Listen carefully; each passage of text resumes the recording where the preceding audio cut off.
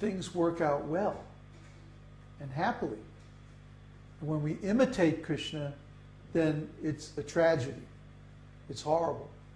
Because we can't imitate Krishna. Who can imitate Krishna? Huh? I mean, who has enough money to have so many diamonds and gold ornaments and servants to dress him and people to cook for him and people to make palaces for him? I mean, who has that much money? Huh? Even if you did, you wouldn't be able to find people with enough talent to do these things nicely. Huh? And even if you could, you couldn't find people who had the talent and could do it and would also love you. They'd be envious instead. Oh, he has so much money. You know. Let's steal some of the jewels. See, you can't imitate Krishna. You can try, but it always winds up badly. It's always a disaster because Krishna is Krishna. You know, Krishna is unique. Only Krishna has complete freedom.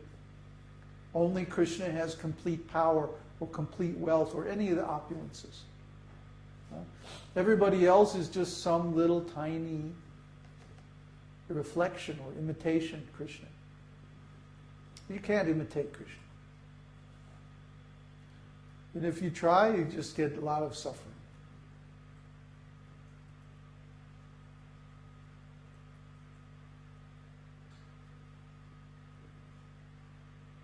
There's another question?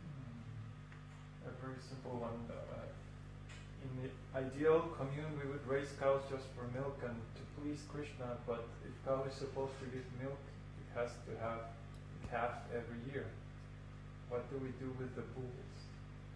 Well, we don't let the cows have a calf every year, usually like every 2 years or even 3 years.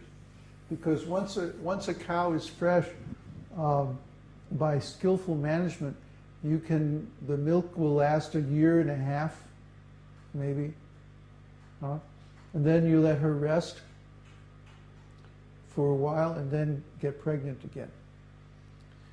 And then the other point is that the bulls are made into oxen and used to pull tractors, or instead of tractors, to pull plows and carts and haul stuff. And I mean, bulls are very strong. They can effortlessly haul stuff around. We see them around here in Chile. We have to take some videos. We have to go out and show people what's here. We haven't even really, we've been so busy just getting set up and everything, and now we're almost finished. Just a little bit more repairs on our truck, and we'll be able to go anywhere. And, we want to take videos of the culture here because the ox training is still very much alive. And these oxen, I mean, they do everything. They plow, they haul, they pull your car out of the ditch when it gets stuck. You know, they pull the logs down out of the forest when they cut trees. They do so much hard work. I mean, bulls are really wonderful. So if we run out of oil and all the cars stop working, or it becomes so expensive that it's only, you know, you only have like public transportation, you don't have any private vehicles anymore, what are people going to do to get work done? Oxen. They're much better to work with than horses. You know, horses, even draft horses, they still like to run. They're built to run. But you can't run if you're hauling a cart or if you're plowing or something like that. You need low gear, you know. You need a high torque, low gear. That's an ox. It's a perfect description of ox. Oxen or cows in general don't like to run. They like to walk one step at a time, take their time, you know, like that. They're very social animals. They always like to be in pairs, at least, or, you know, some group. So oxen are always yoked in a pair. And as long as you train them all the same way, you know, they can work together even in bigger groups like that. So, yeah, they're better than horses, better than mules, much better than burros.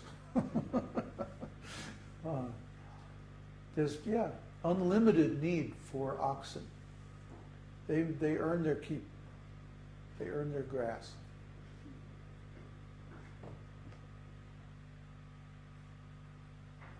Since we were discussing Krishna's appearance, Who is it? a question from Theo. Since we were discussing Krishna's appearance, I was so curious as to why he is so often depicted in blue colors.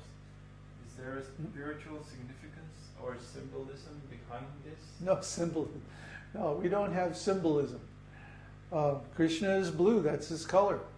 He's actually the color of a fresh rain cloud.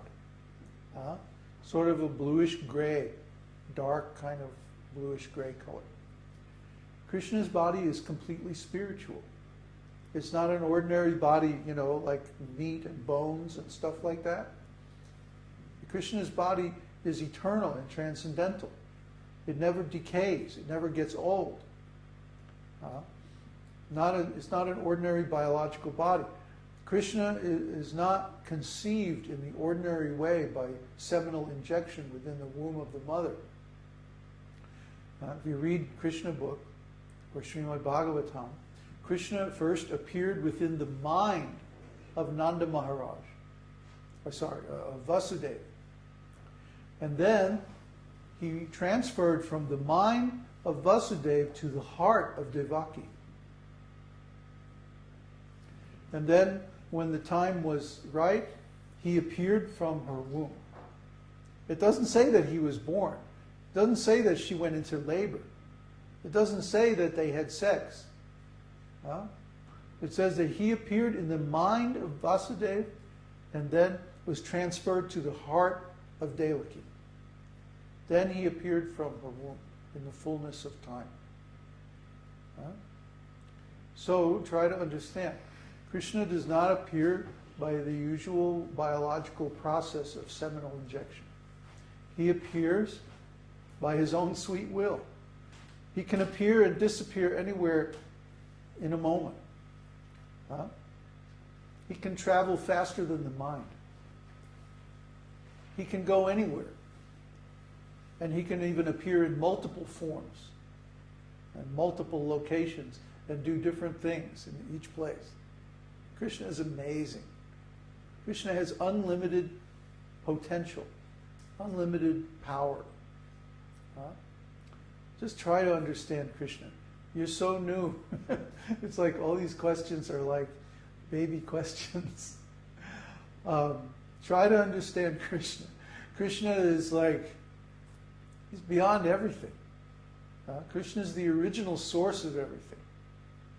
So instead of thinking of Krishna as someone who appears within the universe, try to understand the universe as something that appears within Krishna.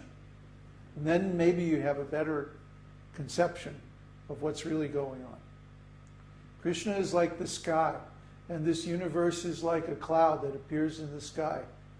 And then Krishna, if he likes, he can appear within the cloud too. See, he's within and without at the same time. He's greater than the greatest and smaller than the smallest at the same time. See? He's the Supreme Personality of Godhead, independent and full in everything, and at the same time, he's dependent on his devotee.